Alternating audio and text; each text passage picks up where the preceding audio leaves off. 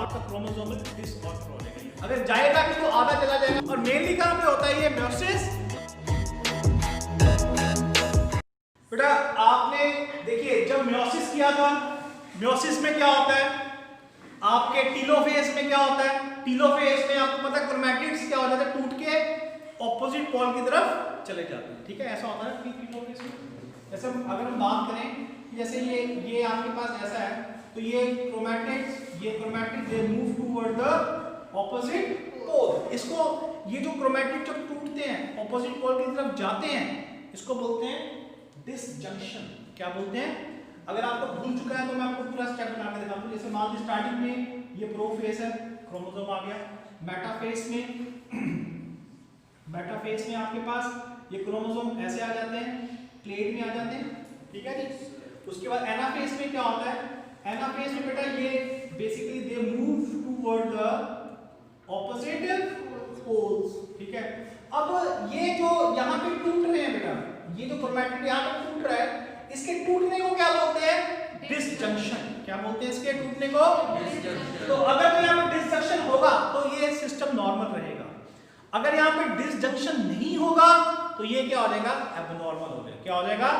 Example देखिए बेटा, मान लीजिए ये ऐसा है, ठीक है जी, ये मान लीजिए टूट नहीं रहा, ये टूट रहा है, ये टूट रहा ही है, तो ये ऐसा है, ऐसा हो जाएगा। मान लीजिए ये दोनों यहीं चल रहे हैं, फिर यहाँ पे कुछ आए ना, फिर क्या होगा? ये केस देखिए बेटा, वैसे होना क्या चाहिए था? सेंटर से क्रोमैटिड टूटना चाहिए था, एक क्रोमैटिड यहाँ, एक क्रोमैटिड वहां, नॉर्मल डिस्ट्रीब्यूशन। क्या आती थी? जैसे मान लीजिए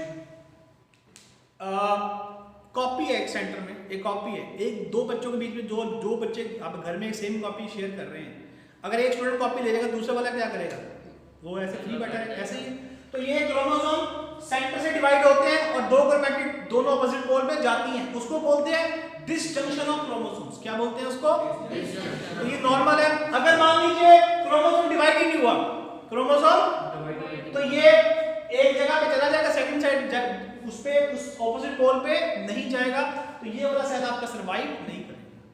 तो ये वाला, इसमें आपके पास एक्स्ट्रा क्रोमोसोम आ गया, इसको क्या बोलेंगे आप? ये आपके लिए क्या आ जाएगा? आपका क्रोमोसोमल डिसऑर्डर हो जाएगा ये। ठीक है, तो ये कारण है बेटा, क्रोमोसोमल जो आपके पास डिसऑर्डर है उसका जो मेन सबसे इंपॉर्टेंट कारण है ना, वो क्या है? Non disjunction. क्या कारण है? Non disjunction. कहां पे होती है? ये देखिए, जब आपका क्रोमैटिड सेंटर से क्या होता है? डिवाइड होता है, म्योसिस में होता है। ये कहां पे होता है? Mainly meiosis. देखिए पहले डिसजंक्शन के बारे में देखते हैं। Disjunction refer to normal separation of homologous chromosomes or chromatids to the opposite pole at the nuclear division. Nuclear division में कहां पे होता है? आपको पता है सबको, एनाफेज में। कहां पे होता है ये? सबका पता है, एनाफेज में। न्यूक्लियर डिवीजन यहां लिखा है, इसको बोलते हैं कैरियोकाइनेसिस भी बोलते हैं। तो स्पेसिफिक कहां पे होता है ये? एनाफेज में। ठीक है, non disjunction refer to failure of normal separation of homologous chromosome or chromatid to the opposite pole and nuclear division. अब बेटा यहां पे डिवाइड ही नहीं हुआ, ये क्रोमोसोम इस तरफ चले गए, यहां पे क्रोमैटिड कोई गया ही नहीं। अगर जाएगा भी तो आधा चला जाएगा। मान लीजिए यहां पे एक क्रोमैटिड हाफ चला गया, तो फिर तभी भी क्या हो गया? नॉन डिसजंक्शन, मतलब इक्वली डिस्ट्रीब्यूशन नहीं हुआ। जब इक्वल डिस्ट्रीब्यूशन होगा तो क्या बोलेंगे? डिसजंक्शन। अगर इक्वल डिस्ट्रीब्यूशन नहीं होगा तो क्या बोलेंगे? Non disjunction. तो नॉन डिसजंक्शन आपका मेन कारण है बेटा क्रोमोसोमल डिसऑर्डर्स का। हम बात करते हैं ये नॉर्मल जो आपका नॉन डिसजंक्शन की पॉसिबिलिटी कौन-कौन से फेजेस में होती है। ठीक है ना, तो ये आपके पास देखिए म्योसिस 1 में भी एनाफेज आता है और म्योसिस 2 में भी आता है, दोनों में हो सकती है। म्योसिस 1 में भी होता है, आपको पता है जब एक सेल डिवाइड करता है म्योसिस 1, फिर क्या होती है? म्योसिस 2। ठीक है, तो उसके बाद ये जाके आगे चल के डिवाइड करते हैं। तो ये म्योसिस 1 में भी जब एनाफेज 1 आता है, म्योसिस 2 में एनाफेज 2 आता है। इसका मतलब ये नॉन डिसजंक्शन एनाफेज 1 में भी हो सकती है और एनाफेज 2 में भी हो सकती है।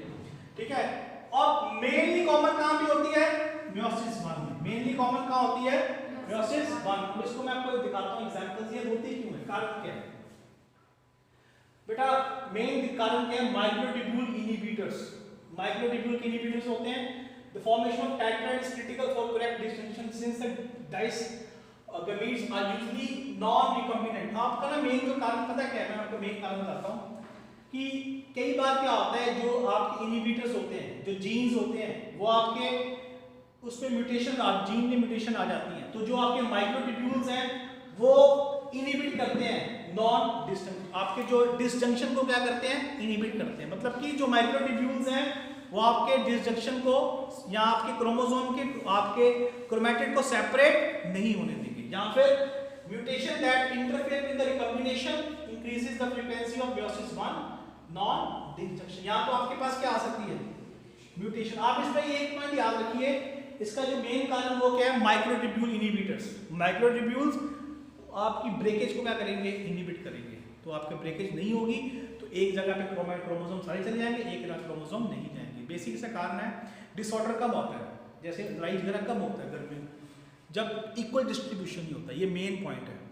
अगर दो भाई बहन हैं, दो भाई हैं, बाहर से कुछ खाने को लेकर आए हैं घर में, उनके बीच में झगड़ा क्यों होगा, क्योंकि उनके बीच में इक्वल डिस्ट्रीब्यूशन नहीं हुआ, ठीक है ना। यहाँ पे भी यही है, ये सारा जो चक्कर चल रहा है क्रोमोसोम, वो आपका ये इसका कारण क्या है कि एनाफेज के दौरान जो आपकी क्रोमैटिड है उनकी इक्वल डिस्ट्रीब्यूशन नहीं हुई है। इसकी वजह से सारा कुछ क्या चल रहा है, ये क्रोमोसोमल डिसऑर्डर क्या हो, वहीं से क्या हो रहे हैं, स्टार्ट हो रहे हैं।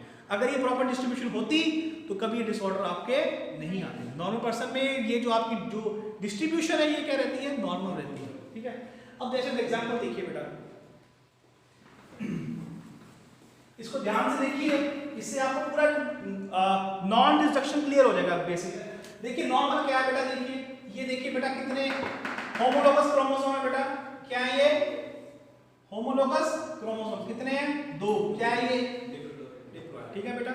मियोसिस 1 होगी, क्या हो गई, मियोसिस 1, एक क्रोमोसोम इधर गया, एक क्रोमोसोम उधर गया, तो ये क्या हो गया, सिंगल सेट क्रोमोसोम आ गए, तो क्या है ये हैप्लॉइड, क्या है ये हैप्लॉइड। अब उसके बाद मियोसिस सेकंड हुई, मियोसिस सेकंड में ये क्रोमैटिड में सेंटर से क्या हो गए, क्रोमैटिड में सेंटर से क्या हो गए, ब्रेक, ये सिंगल क्रोमैटिड, ये भी सिंगल क्रोमैटिड, ये सिंगल क्रोमैटिड और ये भी सिंगल क्रोमैटिड, तो ये भी क्या है, दिस ऑल आर हैप्लॉइड, क्या है ये सारे हैप्लॉइड, ठीक है। अब आप देखिए, अब दिक्कत कहां पे आती है, यहां पे प्रॉपर डिवीजन हो रही है, यहां पे डिसजंक्शन हो रही है, क्या हो रही है, डिसजंक्शन, ठीक है। अब देखिए नॉन डिसजंक्शन कहां पे हो रही है, देखो बेटा ये क्रोमोसोम थे, सेपरेट होने थे, अब इधर आ गए, इधर नॉर्मल डिस्ट्रीब्यूशन, क्रोमोसोम सारे एक ही जगह पे आ गए, ऐसा हो रहा है। देखिए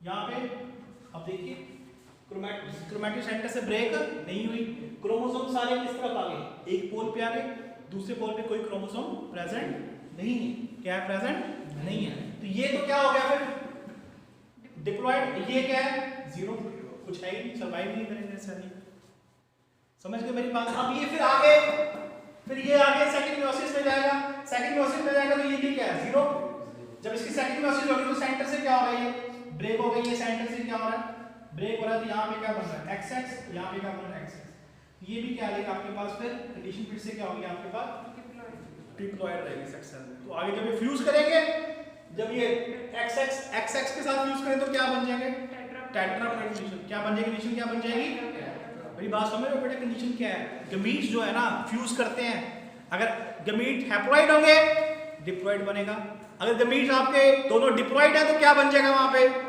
टेट्राप्लॉइड, तो ये सारे सिस्टम हिल जाएगा आपका पूरा, समझ रहे बात। अब आप आ जाइए सेकंड मियोसिस में, ये मियोसिस 1 में हुई थी डिस्जंक्शन, अब कहां करवाते हैं, मियोसिस सेकंड। देखिए ये डिप्लॉइड है, इक्वल डिस्ट्रीब्यूशन हो रहा है, यहाँ पे इक्वली क्या हो रहा है, डिस्ट्रीब्यूशन, यहाँ पे कोई दिक्कत नहीं है, मियोसिस 1 में सही चल रहा है काम। अब मियोसिस 2 में बेटा ये सेंटर से डिवाइड होना था, ये सेंटर से डिवाइड होना था, बट डिवाइड नहीं हुआ, तो ये एक तरफ आ जाएगा, तो ये सेल क्या हो जाएगा, 0, इसमें से सोमैटिक क्रोमोसोम है, यहाँ पे इक्वल डिवीजन हुई, इसका मतलब कल को अगर ये इसके साथ डिवाइड, ये इसके साथ फ्यूज करेगा तो फिर क्या हो जाएगा, XXO, क्या हो जाएगा, तो ये तो डिप्लॉइड हो गया, ये क्या हो गया, 0, कल को ये इसके साथ फ्यूज करेगा तो क्या बन जाएगा, XXX, क्या बन जाएगा, एक कम क्रोमोसोम हो गया, इसके साथ करेगा तभी भी क्या बन जाएगा, ट्रिप्लॉइड। कंडीशन क्या आ जाएगी यहाँ पे कंडीशन क्या आ जाएगी बेटा, मेरी बात ध्यान से सुनो, ध्यान से सुनो। कल को ये वाला गमीट अगर इस गमीट के साथ फ्यूज करे तो क्या बनता है? कंडीशन क्या है? ये वाला गमीट इसके साथ फ्यूज करे कंडीशन क्या बनती है? मोनोप्लॉइड। क्या बनती है? अगर ये वाला इसके साथ फ्यूज करे तो कंडीशन क्या बनती है? ठीक है, बट ये अगर ये इसके साथ फ्यूज करेगा मोनोप्लॉइड, ये इसके साथ फ्यूज करेगा मोनोप्लॉइड, जब ये इसके साथ फ्यूज करेगा तो कंडीशन क्या बन जाएगी? ट्रिप्लॉइड। तो कहने का मतलब क्रोमोसोमल डिसऑर्डर के चांसेस बढ़ गए। ये क्यों बढ़े? इस बार कहां बढ़े? Meiosis second. तो कोई आपसे पूछे कि बताइए क्रोमोसोम जो जितने बड़े डिसऑर्डर्स हो रहे हैं इसका कारण क्या है, इसका मूल कारण क्या है, बेसिक कारण क्या है? तो आप बोलेंगे non disjunction of chromosomes during the meiosis 1 and meiosis 2। और मेनली कहां पे होता है ये? मियोसिस 1।